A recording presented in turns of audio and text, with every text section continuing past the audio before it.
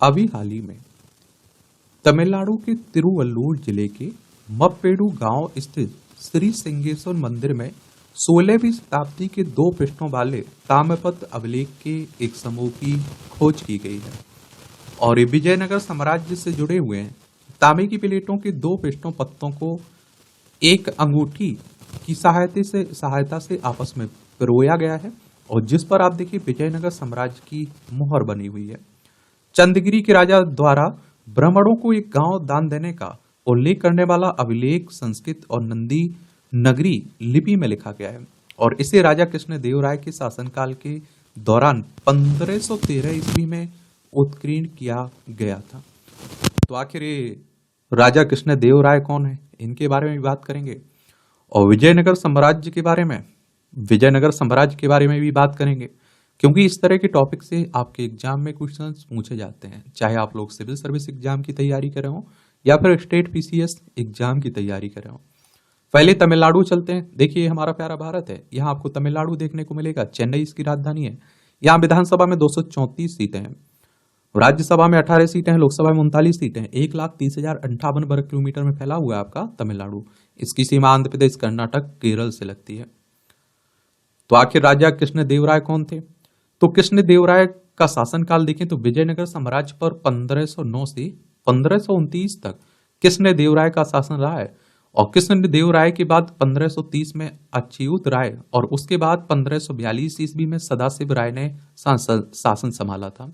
उन्हें विभिन्न उपाधियों से जाना जाता है और जिनमें आप देखिए कन्नड़ नाय, या आप देखिए कन्नड़ राय और कन्नड़ राज्य राम रमन शामिल थे। उन्हें भारतीय इतिहास के सबसे महान राजनेताओं में से एक भी माना जाता है। उन्हें मध्यकालीन दक्षिण भारत के सबसे महत्वपूर्ण शासकों में से भी एक माना जाता है। इनके साहित्यिक योगदान की बात करें तो वह एक विख्यात विद्वान थे और उन्होंने मदालसा चरित, सत्य वेदु परिणय, रसमंजरी, जाम्बवती कल्याण और अमुक्त मालक्यदा और जैसी रचनाएं लिखी। इन्होंने अनेक भाषाओं में निपुण होने के कारण उन्होंने संस्कृत, तेलुगु, तमिल, कन्नड़ में लिखने वाले कवियों को सहयोग भी दिया। इन्होंने शिक्षा और साहित्य का संरक्षण इन्होंने किया। तो उनके दरबार में अष्टदिग्गज 8 प्रमुख विद्वान शामिल थे और उनमें अल्लासानी पेद्दना भी शामिल थे, जिन्हें आंध्र कविता पितामह के नाम से भी जाना जाता था, जो अपने कार्य मनुचरितमों के लिए प्रसिद्ध थे। कन्नड़ के कवि थिमन्ना ने कृष्णदेवराय के अनुरोध पर कन्नड़ महाभारत को पूरा किया, जो मूल रूप से कुमार व्यास द्वारा शुरू किया गया था। उनके शासनकाल के दौरान अन्य उल्लेखनीय कवियों को भी संरक्षण प्राप्त रहा। कन्नड़ कवि मल्लनारे, वीर सेवमृत और भाव चिंतरतन के लेखक और चत्तू विठलनाथ जिन्होंने भागवत लिखी और तिम्मन्ना कवि अपनी स्तुति कृष्ण राय भरत के लिए जाने जाते हैं। तेलुगु कवि पेद्दना को तेलुगु और संस्कृत में उनकी दक्षता के लिए सम्मानित किया गया। इनके अगर हम लोग सांस्कृतिक विकास की बात करें तो कृष्णदेव राय ने कर्नाटक संगीत परंपरा को पोषित करने में महत्वपूर्ण भूमिका निभाई। उन्होंने भरतनाट्यम, कुचिपुड़ी सहित शास्त्रीय नृत्य शैलियों को भी प्रोत्साहन किया। बुनियादी ढांचे की बात करें तो उन्हें कुछ बेहतरीन मंदिरों के निर्माण और कई महत्वपूर्ण दक्षिण भारतीय मंदिरों में प्रभावशाली गोपुरम जोड़ने का श्रेय भी दिया जाता है। उन्होंने विजयनगर के निकट अपनी मां के नाम पर नागलपुरम नामक एक नगर भी बसाया।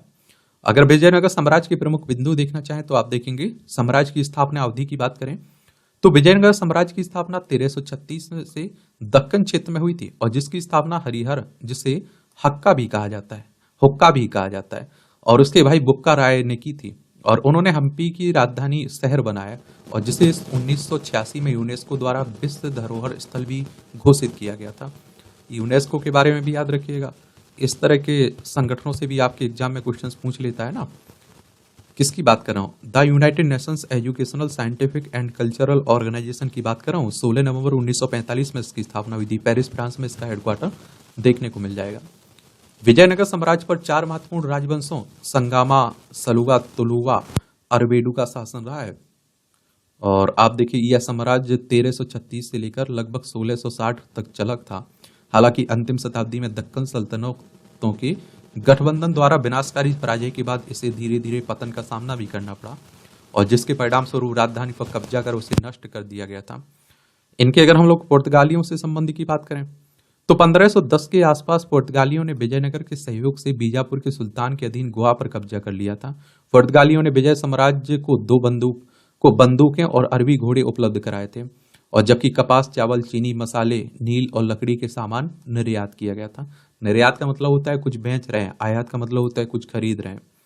सांस्कृतिक एवं स्थापत्य कला का उत्कर्ष, तो आमतौर पर आप देखेंगे यह माना जाता है कि कृष्णदेवराय के शासनकाल में यह साम्राज्य अपने चरमोत्कर्ष पर पहुंच गया था, और जिन्होंने दक्कन के पूर्व में उन क्षेत्रों पर विजय प्राप्त की थी जो पहले उड़ीसा का हिस्सा थे। और साम्राज्य के कई उल्लेखनीय स्मारक, जिनमें हजारा, राम मंदिर, कृष्ण मंदिर, ये उग्र नरसिंह प्रतिमा शामिल है, उनके समय की हैं। और विजयनगर शासकों ने भव्य मंदिरों के निर्माण को बढ़ावा दिया, और जैसे विरूपाक्ष मंदिर, विट्ठल मंदिर, जो अपनी जटिल नक्काशी और आश्चर्यजनक वास्तुकला के लिए जाने जाते हैं। दक्षिणी भारत में प्रभुत्व, तो आप देखेंगे कि 2 शताब्दियों से अधिक समय तक विजयनगर साम्राज्य ने दक्षिणी भारत पर अपना प्रभुत्व बनाए रखा, और इस अवधि के दौरान आप देखिए यह भारतीय उपमहाद्वीप की सबसे शक्तिशाली साम्राज्य था। यह साम्राज्य सिंधु गंगा के मैदान की तुर्क सल्तनतों के आक्रमणों के विरुद्ध रक्षा के रूप में कार्य करता था। दक्कन सल्तनत और मुगलों के साथ संघर्ष, तो आप देखेंगे विजयनगर साम्राज्य की स्थापना आंशिक रूप से मोहम्मद या आप देखिए बिन तुगलक के अधीन दिल्ली सल्तनत के कमजोर होने की प्रतिक्रिया स्वरूप की गई थी, और जिसकी नीतियों के कारण दक्कन में अशांति का वातावरण था, और अपनी राजधानी को दिल्ली से दौलताबाद और स्थानांतरित करने के उनके प्रयास और उनके कठोर कर नीतियों के कारण विद्रोह हुआ, और जिससे विजयनगर सहित स्वतंत्र क्षेत्रीय राज्यों का उदय हुआ। और साम्राज्य का अक्सर बहमनी सल्तनत के साथ संघर्ष होता रहता था, जो दक्कन में तुगलक के नियंत्रण के पतन के बाद उभरा था। और दक्कन सल्तनत के साथ क्षेत्रीय संघर्ष विशेष रूप से रायचूर द्वाब को लेकर और विशुद्ध धार्मिक मतभेदों के बजाय सामरिक और आर्थिक संसाधनों के लिए प्रतिस्पर्धा से प्रेरित थे। विजयनगर के अधीन अगर शासन का क्षेत्र देखें हम लोग, तो अपने चरम पर साम्राज्य दक्षिणी भारत के विशाल क्षेत्र में फैला हुआ था, और जिसमें वर्तमान कर्नाटक, आंध्र प्रदेश, तमिलनाडु, केरल और तेलंगाना के कुछ हिस्से भी शामिल थे। और यह उत्तर में कृष्णा नदी से लेकर भारतीय प्रायद्वीप के सुदूर दक्षिणी सिरे तक तथा पश्चिम में अरब सागर से लेकर पूर्व में बंगाल की खाड़ी तक फैला हुआ था। इसकी अगर हम लोग गिरावट और पतन की बात करें, तो 1565 में तालीकोटा की युद्ध, रक्सगी तांग दागी की लड़ाई में परिणाम स्वरूप मित्र देशों की दक्कन सल्तनतों द्वारा विजयनगर सेना की निर्णायक हार हुई थी।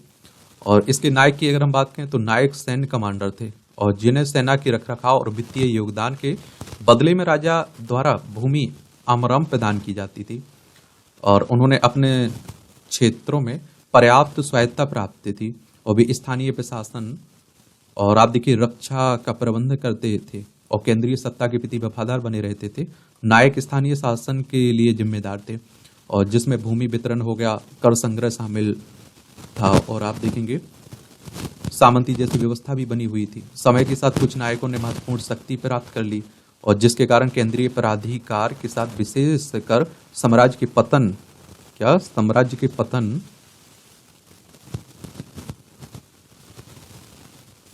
पतन के दौरान संघर्ष हुआ था। तो इस तरफ से आप देखें नायक की बात हो गई है, और विजयनगर साम्राज्य की बात हो गई है, कृष्णदेवराय की भी बात हो गई है। तो इतने पॉइंट आप लोग जरूर याद रखिएगा, अगर क्वेश्चंस पूछा जाएगा तो जरूर आप लोग उनका आंसर दे पाएंगे। अब मेरे लिए कोई सुझाव हो, कोई सवाल हुआ करे तो आप लोग बता सकते हैं। धन्यवाद।